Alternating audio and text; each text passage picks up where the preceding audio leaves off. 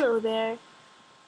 Today I really wanted to talk about planning, like planning your days. It can be really helpful. It helped me a lot when I was homebound, and I just did it today because I've been feeling a little anxious lately because I'm going to start teaching a linguistics class in a few days, and I'm going to be teaching in an area that is anxiety provoking for me. It's on a fourth floor of a building, which is a trigger for me, being on a non-ground floor. So it was really helpful for me when I was homebound because I didn't really enjoy doing anything. I was also depressed at the time, which is pretty common for people with anxiety, is to have a comorbidity with depression. Um, Seems like with me it was because it was really hard on me to not be doing all the things that I used to be doing. I was, very active. I worked out a lot. I was outside a lot. Um, yeah, just very active. And then all of a sudden, my world shrunk, and it wasn't fun. I had to take off from school, which I've always enjoyed school. Um, So back then, I basically just made a list of things to do that I could pick from, and I had to do a certain number of them. And actually, I have to credit my boyfriend for this. He actually made my first list because, he saw that I wasn't doing a whole lot, um, and the things I did do were things I had to do, like basic chores, and even then, that was really hard. To get up and do chores was even hard for me because I just felt so anxious all the time back then. And maybe some of you who are watching me right now are feeling the same way, and maybe that's why you found this video, because you're looking for answers. I'm not going to give you, a cure for what you're feeling right now, but hopefully I can point you in the right direction with this one tool that I've found very useful for myself. So back when my anxiety was that bad, where I felt like I couldn't do anything and I felt anxious all the time, sort of like I was having a constant panic attack throughout the entire day, so bad that I wouldn't be able to sleep most nights, and when I would shut my eyes and start to fall asleep, I'd wake up with a start because, I just couldn't calm down. So the lists that I had back then were very simple. They were things that you would normally enjoy, and you might not enjoy them when you start doing them because, that's kind of one of the major things of depression, is that you don't find joy in things that you normally would. But that's okay. That's alright. As long as you're doing something, you're not just wasting away and laying in bed or watching TV. And watching TV can be one of your items, but just don't do that all day. You know, you've got to stimulate your brain and, do something. Sitting around and doing the same thing all day isn't going to help you. It's very, non-stimulating. You're depriving yourself of stimulus, and that's only going to depress your brain further. You're not helping yourself, as I said. So, just your lists are going to look different than mine, probably. I think my first list had things like draw pictures. I'm not a great artist, but it's fun to do. Even though I recall not really having that much fun doing it, but as time passes, you realize you're doing something, and that sort of feels good. Even if it doesn't feel incredibly good, you can at least logically think that this is good, that I'm doing this and not doing nothing.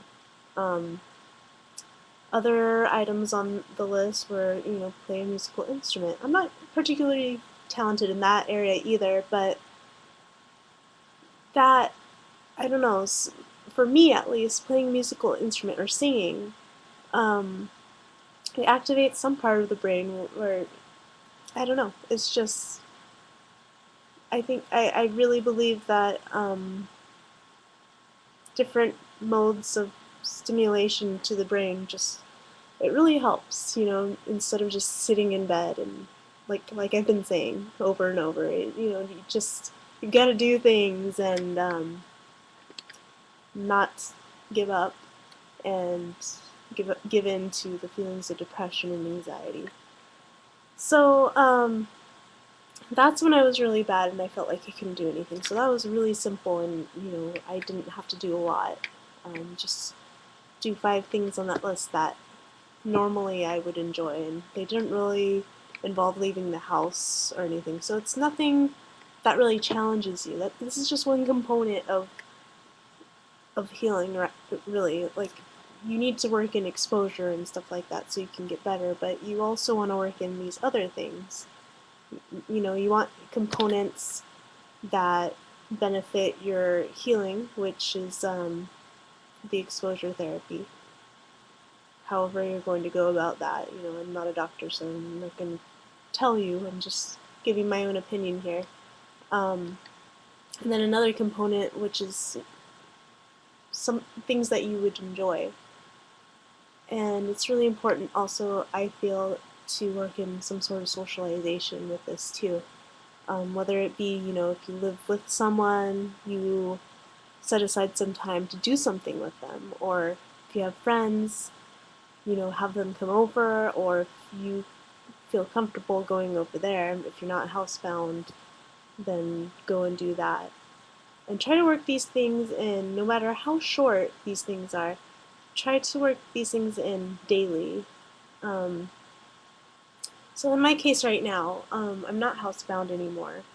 However, like I said, I am going through kind of an increased period of anxiety than I had in the past few months or so. So my list is, well, priority number 1 is to start waking up earlier, because I am going to be obligated to go and teach students at 11 a.m., which I know isn't that early, but I haven't been very good in that department lately, and so I want to be able to get up and get ready and be on campus a bit before I even have to really be there, just so I'm not rushing and making myself more anxious than I need to be. And that's actually a really good point. There's some thoughts I have on that as well, whether or not you should avoid making yourself feel more anxious than you need to. Usually I go with the school of thought that you shouldn't really do that. I mean, in the case of procrastination, yeah, you shouldn't procrastinate and stress yourself out there. But I see a lot of things on the internet like avoid these foods and avoid all caffeine and all of these things, and I don't really agree with that. In fact, a lot of times those things are used in as a part of exposure therapy to actually heighten your anxiety so that you can really feel it and go through it. The reason being is that you want to ride the anxiety until completion, and you feel like you've really achieved something by the end of that, and you're okay, you went through it, and even though you have this huge feeling of anxiety, you're fine.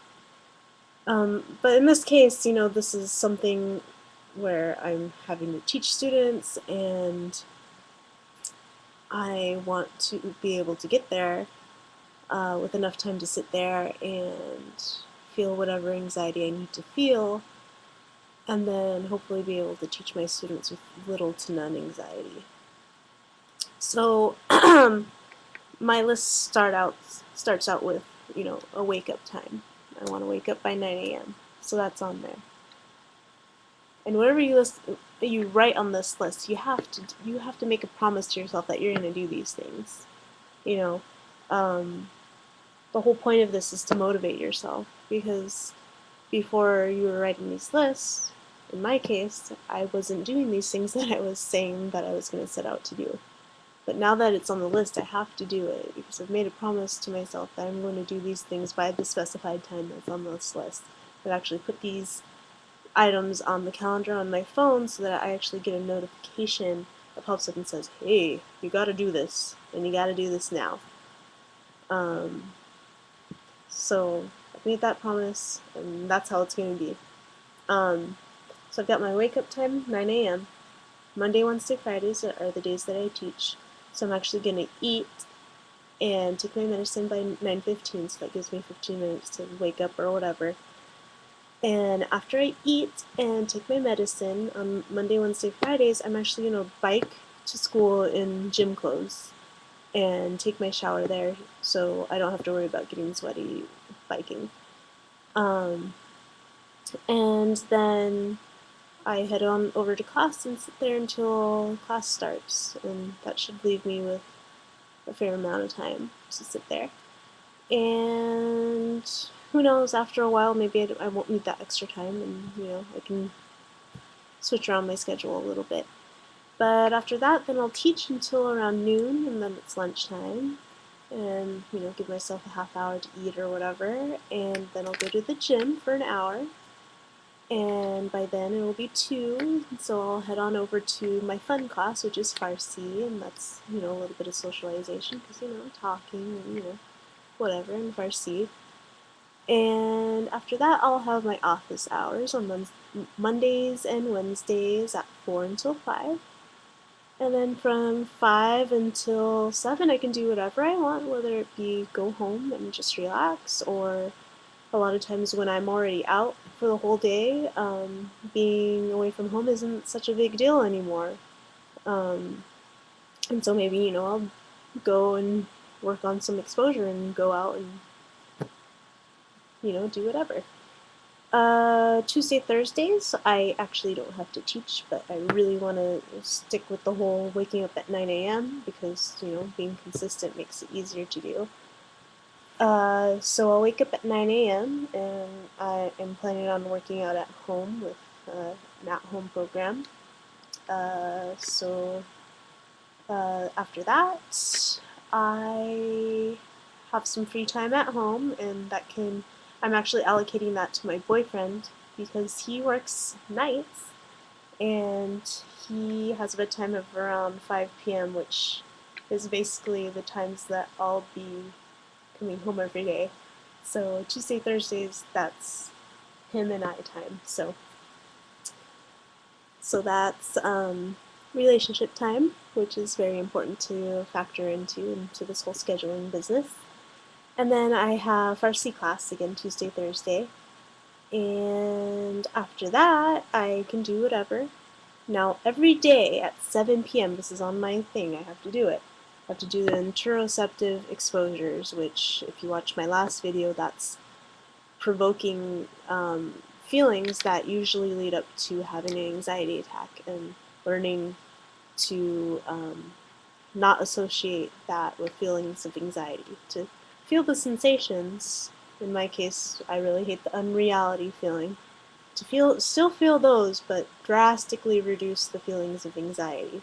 Now, I haven't been doing those lately, and that's one of the main reasons I made this list today, is so that I will start doing these things and start doing them consistently.